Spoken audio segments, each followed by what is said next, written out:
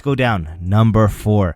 This one, I don't know if anyone can disagree with this, but Michael Chandler was never that good. The fact that he lacks so much fight IQ and honestly just IQ as a whole is just an excuse for, I want to make a fight for the fans. You know, that's just an excuse. His whole career has been wasted waiting for Conor McGregor. And yeah, it's pretty straightforward. Let's just look through his UFC career so far and let's see if there's been any high level IQ moments from Michael Chandler. You know, Dan Hooker fight, that only lasted 2 minutes and 30 seconds. There's not enough time to base it off of.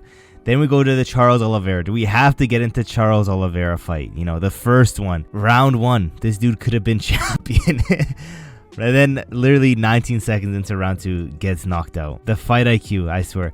The Justin Gaethje fight, same thing, fight IQ. He had Justin Gaethje wobbled.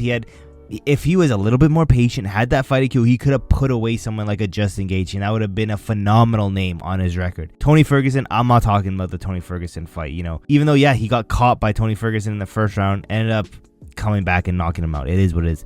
Dustin Poirier, exact same thing. He had Dustin hurt and could have had him out of there. The second fight with Charles Oliveira, it really showed the lack of IQ and fight IQ in that fight. Mainly, it could have been because he was out for so long. I also just think it just shows the lack of improvement on Michael Chandler compared to someone like a Charles Oliveira. Let's go down. The 5th and final thing, Israel Adesanya will never touch gold again in his entire UFC career.